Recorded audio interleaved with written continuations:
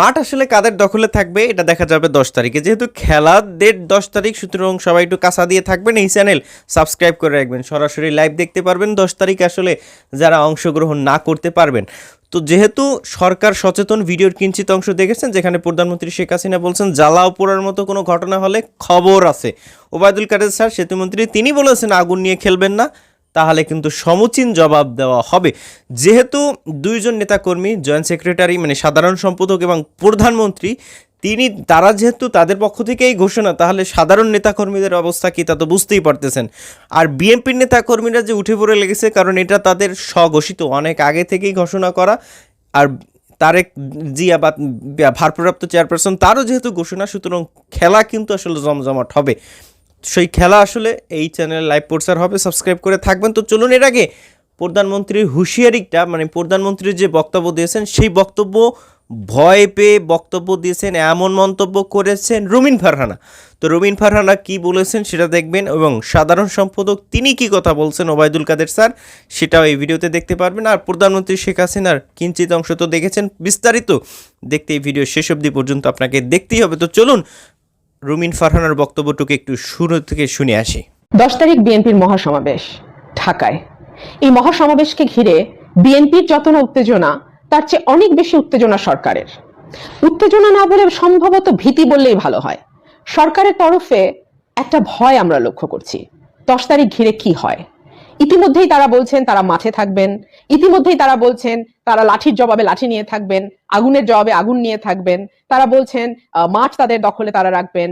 এমনকি কথাও বলা হচ্ছে যে যদি বিএনপি কোনো রকম বাড়াবাড়ি করে তাহলে হেফাজতের মতন পরিণতি তাকে বরণ করতে হবে।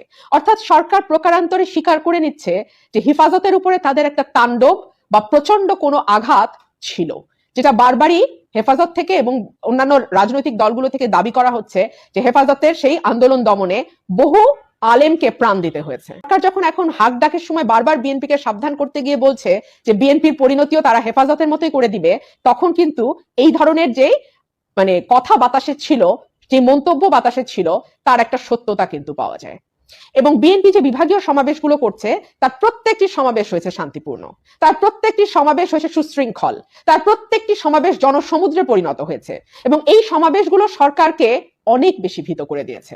সরকার দেখেছে যে গণপরিবহন বন্ধ করে, ভয়ভীতি দেখিয়ে, তল্লাশি চালিয়ে, মামলা দিয়ে, এমনকি গুলি করে আমাদের কর্মীদেরকে হত্যা করার পরেও সমাবেশে জনসমাগম বন্ধ করা যায়নি। মানুষ পায়ে হেঁটে, রিক্সায় করে, ভ্যানে করে, যে যেভাবে পেরেছে সমাবেশে যোগ দিয়েছে। এই যে বিএনপির এই সুশৃঙ্খল সুসংগঠিত অবস্থা, সরকার কিন্তু সেটা কল্পনাও করে নাই। তাই এ কারণে এই যে গত 15 বছর বিএনপিকে মাটির সাথে মিশিয়ে দেবার সব রকম চক্রান্ত সরকার করেছে। এই চক্রান্তে সরকার তার গোয়েন্দা বাহিনীকে ব্যবহার করেছে, এই চক্রান্তে সরকার তার রাষ্ট্রীয় বাহিনীকে ব্যবহার করেছে, এই চক্রান্তে সরকার তার ক্যাডার বাহিনীকে ব্যবহার করেছে। এত কিছু ব্যবহার করার পরেও, এত দীর্ঘ সময় ধরে বিএনপিকে এত চাপে রাখার পরেও বিএনপি যে এত শক্তিশালী ভাবে মাথা তুলে উঠে দাঁড়িয়েছে, এবং বিএনপি যে এভাবে সমাবেশগুলো সুশৃঙ্খল ভাবে কিন্তু জনসমুদ্রে পরিণত করে করতে পারছে, এটা সরকারের জন্য কিন্তু একটা খুব পরিষ্কার বার্তা দেয় যে গত 15 বছর সরকার যা যা করেছে তার পুরাটাই ফেইল, একটা টোটাল ফেলিওর। সরকার পারে নাই মানুষকে বিএনপির কাছ থেকে বিচ্ছিন্ন করতে, সরকার পারে নাই বিএনপির জনপ্রিয়তাকে এতটুকু কমাতে। এবং সে কারণেই সরকার এখন নিত্য নতুন বাহানা তৈরি করছে। না হলে পল্টনে তো বিএনপি অতীতে অসংখ্য সমাবেশ করেছে, কিছুদিন আগেও বিএনপি পল্টনে সমাবেশ করেছে, তখন তো কোনো রকম বিশৃঙ্খলা হয়নি, কোনো রকম অশান্ত পরিবেশ তৈরি হয়নি, কোনো রকম রক্তপাত বা সহিংসতা হয়নি। তাহলে আজকে যখন বিএনপি মহাসমাবেশ করতে যাচ্ছে, ঢাকার মহাসমাবেশ করতে যাচ্ছে পল্টনে, পল্টন নয় কেন?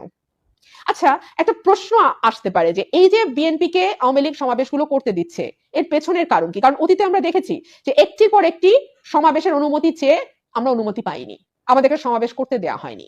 আমাদের ভুলে গেলে চলবে না যে কথাটি আমি আমার প্রত্যেকটা বক্তব্যে মোটামুটি বলি, সেটা মাঠের বক্তব্য হোক কিংবা গণমাধ্যমে বক্তব্য হোক, আমি কিন্তু একটা কথা খুব পরিষ্কার ভাষায় বলি, 24 কিন্তু এক না।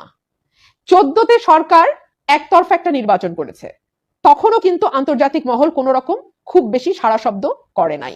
2018তে সরকার লুট করে নিয়ে গেছে আগের রাতে, আন্তর্জাতিক মহল খুব যে সাড়া শব্দ করেছে তেমনটা না।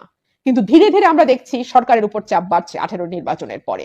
এই যে 18 থেকে 22, এই 3-4 বছরে আমরা দেখলাম সরকারের উপরে স্যাংশন এসছে, আমরা দেখলাম কূটনীতিকরা মুখ খুলছেন, তারা বেশ খোলাখুলিভাবে বলছেন যে বাংলাদেশের যে নির্বাচন হয়েছে সেই নির্বাচন গ্রহণযোগ্য হয়নি, নির্বাচন প্রশ্নবিদ্ধ হয়েছে এবং 24-এ যে নির্বাচন হতে যাচ্ছে সেই নির্বাচন 18-র মতন হবে না বলে তারা আশাবাদ ব্যক্ত। রাষ্ট্রদূতের অতি সাম্প্রতিক মন্তব্য খুবই মানে মনে করবার মতো প্রণিধানযোগ্য, যাকে বাংলায় বলে।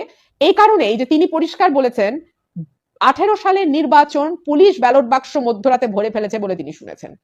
ঘটনাটি এখানেই থামা যেত, থামলে হতো, থামেনি। সাথে সাথে আমাদের পররাষ্ট্র প্রতিমন্ত্রী একটি অসত্য বক্তব্য দিয়েছেন তার ফেসবুকে, যেটার প্রতিবাদ জানিয়েছেন জাপানের রাষ্ট্রদূত। তিনি বলেছেন তার সঙ্গে পররাষ্ট্রমন্ত্রীর কোনো রকম দেখা সাক্ষাৎ বা কথাবার্তা হয়নি। দেখুন, তার পরপরই প্রধানমন্ত্রীর সফর বাতিল হয়ে যায় জাপানের। সফর কিভাবে বাতিল হয়? প্রধানমন্ত্রী যারা সফর সঙ্গী ছিলেন তাদের ভিসা ক্যান্সেল করে জাপান। কোন রকম কোনো কারণ কিন্তু দর্শানো হয়নি। কেন তাদেরকে দেয়া ভিসা বাতিল করা হলো, কেন প্রধানমন্ত্রীর একেবারে সুনির্দিষ্ট সফর তারিখ। রুমিন ফারহানা তিনি এমন এক ব্যক্তি যার দল ক্ষমতায় না থাকা সত্ত্বেও তিনি সংসদে রাজত্ব করে যাচ্ছেন, যার বক্তব্যের জন্য মানুষ একদম তাকাই থাকে যে রুমিন ফারহানা আসলে কি বলেছেন, যেহেতু বিরোধী দলীয় নেতা। তো চলুন আসলে দলীয় নেতা ওবায়দুল কাদের স্যার, সেতুমন্ত্রী, সাধারণ সম্পাদক, তিনি আসলে কি বলেছেন এই বিএনপির 10ই ডিসেম্বরকে নিয়ে, সেটা একটু শুনে আসি। আগুন নিয়ে যদি খেলতে চান, যদি লাঠি নিয়ে খেলতে চান, তার সমুচিত জবাব দেব জনগণকে সঙ্গে নিয়ে। 10ই ডিসেম্বর বিএনপির সমাবেশ কোন প্রকার ধর্মঘট করা যাবে না। এটা বিশেষভাবে আপনাকে অনুরোধ করছি, পরিবহন মালিক তারা যেন সেদিন গাড়ি চালা, তার আগের দিনও চালা, আমরা কোনো বাধা দেব। তারপরে দেখবেন টাকা বালিশ, কান্দি পাতি, মশার কয়েল, পারলে মশারি নিয়ে হাজির হবে টাকা। দিন শেষে আমরা বলতে চাই প্রধানমন্ত্রী শেখ হাসিনা তিনিও দাবি করতেছেন যে শান্তিপূর্ণভাবে মানুষ থাকুক, আর আমরা সাধারণ মানুষ আমরাও চাই শান্তিপ্রিয়ভাবে থাকুক। আর আমরা তো সবসময় দেশের শান্তি রক্ষার জন্যই আমরা কাজ করে যাচ্ছি। শান্তিভাবে দেশ কীভাবে উন্নতির দিকে যায় সেটাই হচ্ছে আমাদের ধ্যান ধারণা এবং চিন্তাভাবনা। আমার কথার সাথে আপনারা একমত থাকলেও লাইক দেবেন, না থাকলেও লাইক দেবেন। ভালো থাকবেন সবাই, আসসালামু আলাইকুম।